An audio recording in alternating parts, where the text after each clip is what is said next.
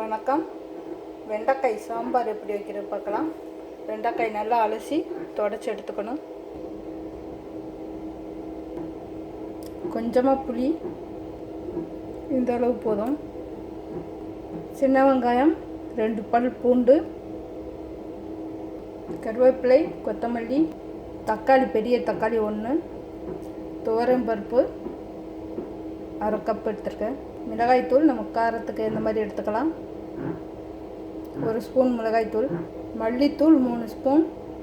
சாம்பார் ரொம்ப திக்காக வேணும்னா மல்லிப்பொடி கூட சேர்த்துக்கணும், இல்லைன்னா பருப்பு கூட சேர்த்துக்கணும், தான் திக்காக வரும்.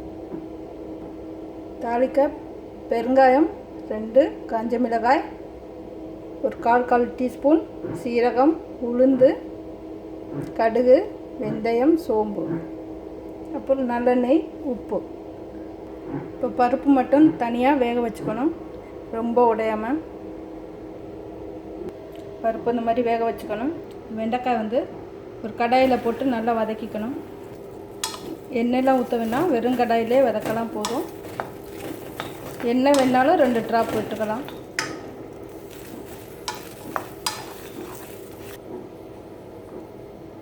கடாய் வச்சுட்டு நல்லெண்ணெய் வச்சுக்கலாம். எவ்வளோ வேணுமோ அவ்வளோ விடணும். இப்போ நம்ம தாளிக்கு எடுத்து வச்சுருக்க இதெல்லாம் போட்டுக்கலாம்.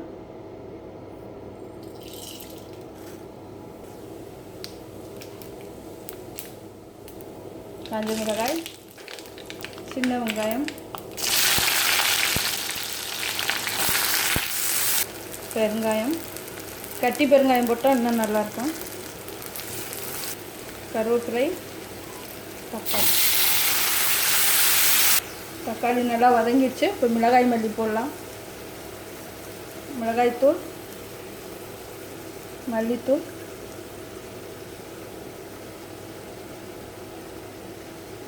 வெண்டைக்காய் இந்த மசாலாவில் வதக்கி விட்டுட்டும் போட்டுக்கலாம், எப்படி வேணாலும் போடலாம்.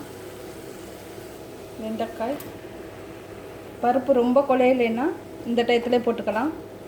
கொஞ்சம் குழஞ்சிடுச்சுன்னா லாஸ்ட்டாக போட்டால் போதும். பருப்பு நல்லா வதக்கி விடணும். எனக்கு பருப்பு கொஞ்சம் உடஞ்சிருக்கனால லாஸ்ட்டாக போட போகிறேன். கொஞ்சம் பருப்பு வேக வச்ச தண்ணி ஊற்றிக்கணும். தேவையான அளவு உப்பு,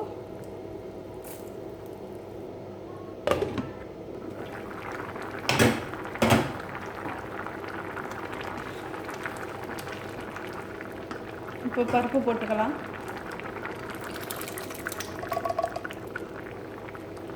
பருப்பு இதுக்கு உடையாமல் போடணும். இதே கொஞ்சம் உடஞ்சிருக்கு, போட்டோன்னே கரைஞ்சிரும். இப்போ இந்த வெண்டைக்காய் சும்மா மலுமலுன்னு இருக்கும். இப்போ பருப்பும் உடஞ்சிருச்சுன்னா ரொம்ப கொலன்னு ஆகிடும். புளி ஊற்றிக்கலாம். ரொம்ப பருப்பு உடஞ்சிருச்சுன்னா லாஸ்ட்டாக வெண்டைக்காய் வெந்தப்புறம் ஊற்றினா போதும். இது ஒரு கொதிக்க விடாது.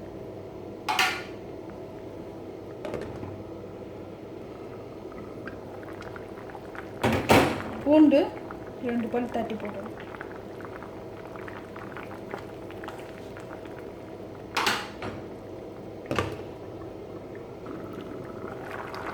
நல்லா கொதி வந்துட்டு இதை ஆஃப் பண்ணிடலாம். மல்லித்தழை. வெண்டைக்காய் சாம்பார் ரெடி ஆயிடுச்சு. பருப்பு இந்த மாதிரி தான் இருக்கணும்.